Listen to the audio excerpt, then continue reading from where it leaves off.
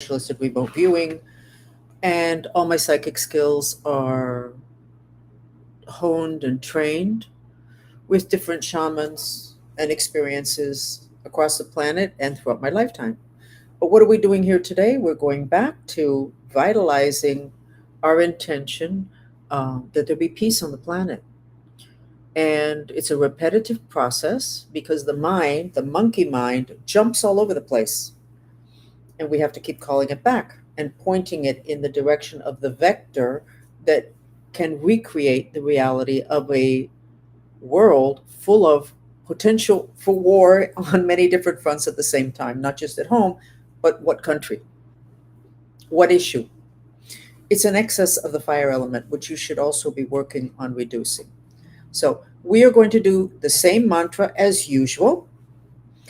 And what I'm going to do now is ask you to self assess how you feel from 1 to 10. 1 is you want to slit your wrists, you feel terrible. 10, you feel great. Where are you at? You don't need to say it, just where are you at? Now I'm going to show you a dress, the controversial gold and white dress, and you are going to note the intensity of the gold, the intensity of the white, or you may see it bronze and blue. Note that. I'm not doing so great because normally there's a band outside the dress on the right-hand side of the photograph at the hip level that when I'm doing really well, my frequency is really high. That band is shiny gold. Right now it's very opaque. I've had an interesting day. So you have those two ways of assessing, one yourself and another one is what you see. And the whole point of the gold dress is that that dress was made in one color, gold and white, a particular shade of both of those colors, but you will see it differently depending upon your frequency. When we do the mantras, even though the mantras for peace generically, your frequency should rise.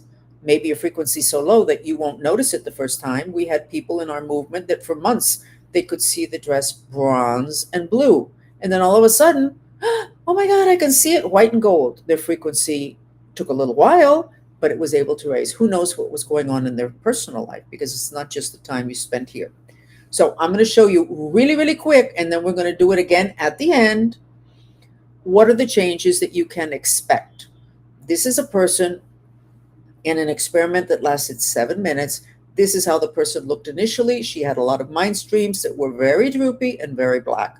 In other words, lots of depression. Here, after about 2 minutes of doing the depression mantra, not the mantra we're going to do now, look, the black mind streams are lifting up and her heart chakra is opening up. Then another 2 minutes later, approximately, look at all that chi and the heart is opening up even more. And she started the mantra for world peace. She's not doing the depression one. And look how great she looks. 2 minutes. Continuing.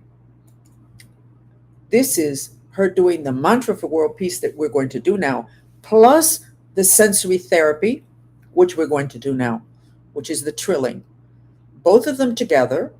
She now has an additional protection around the canopy of strings. You can see that very light green line. That is not letting the spirit that's in the upper right-hand corner come in.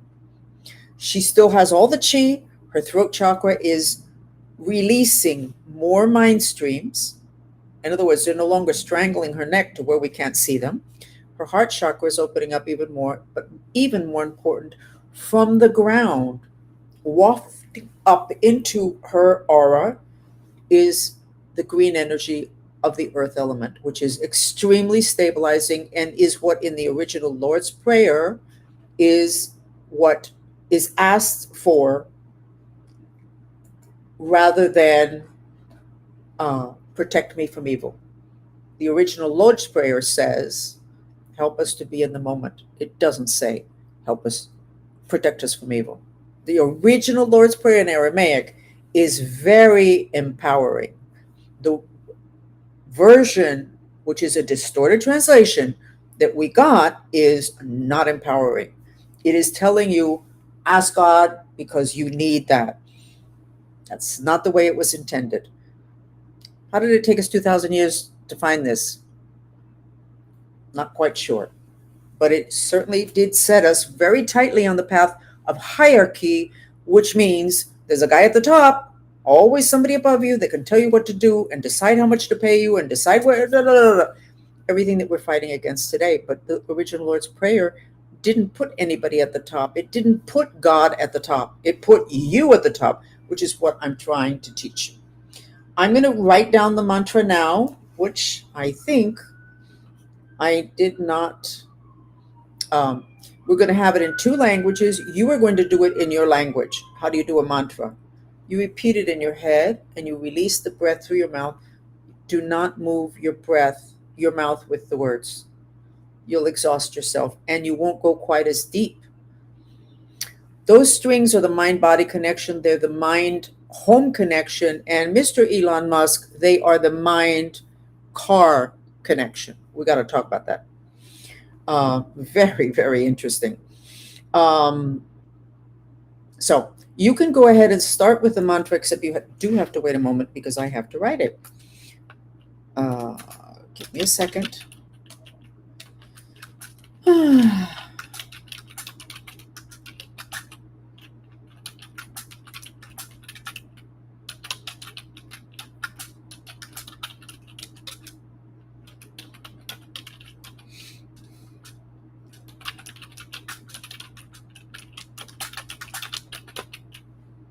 And then I'm going to do it in Spanish.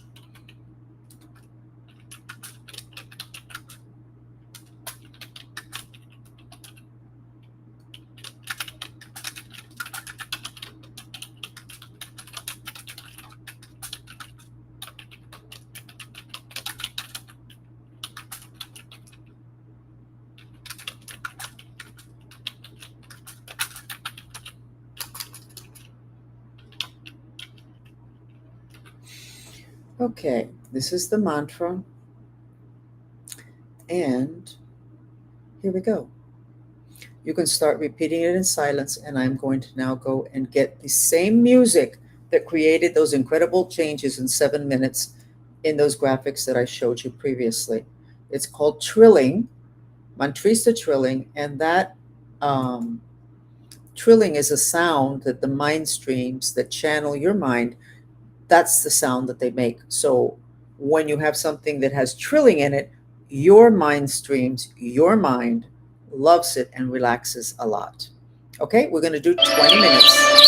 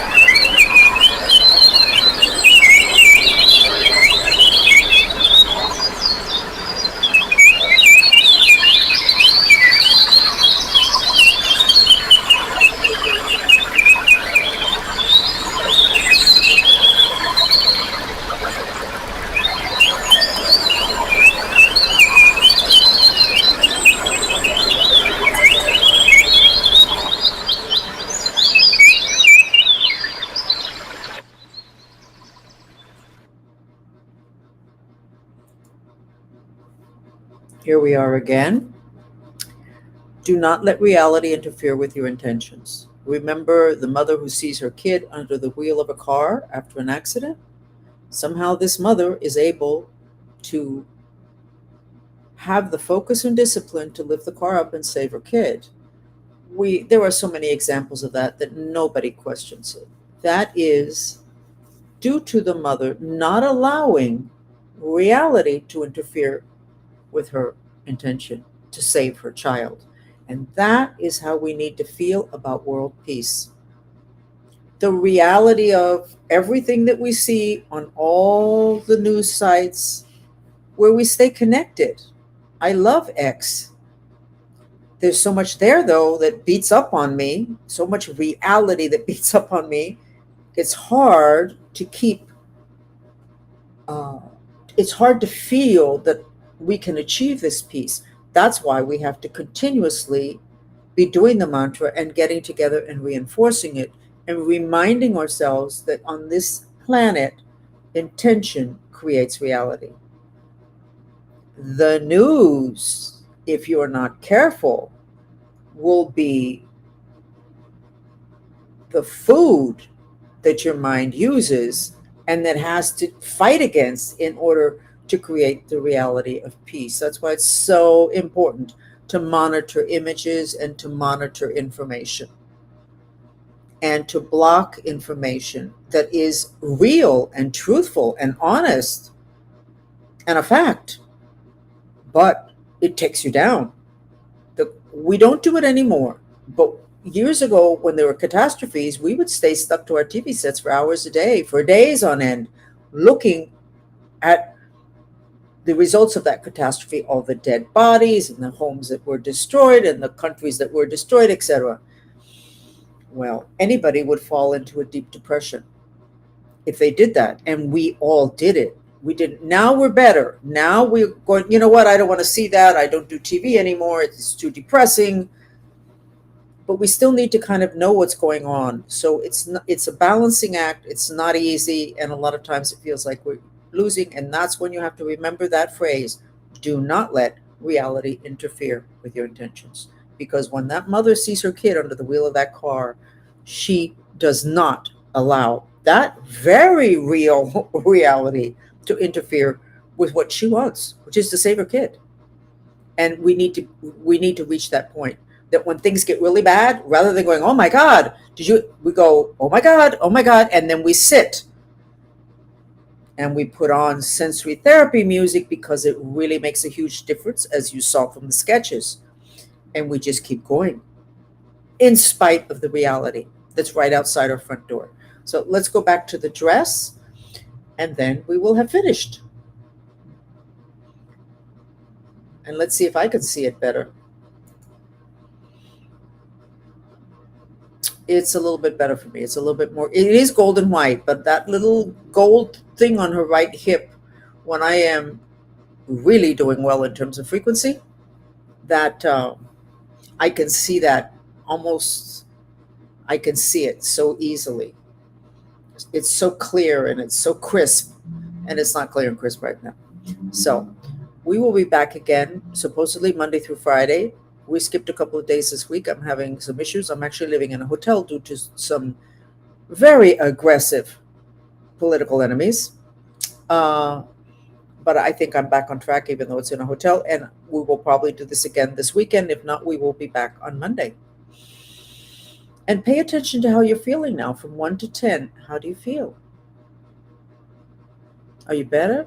I'm better. See my voice? And only 20 minutes. Normally we get together and do it for a long time. We, by the way, did an event in which we did 2 hours of the shame mantra. Even though I'm ashamed, I love and accept myself. Oh my God. It was incredible. The change in our frequency when we did that. Maybe we're going to do that tonight. Maybe we can do an hour of that. I'm going to put it, I'm going to run it in Spanish, but I will put the mantra in English so that you'll know what we're doing, because the lowest vibration of all the emotions is shame. It's not hate. It's shame. So this might be a good night to tackle that again. Okay? Thank you for joining us. I'm Frances Fox, and hopefully soon I'll be your favorite psychic spy.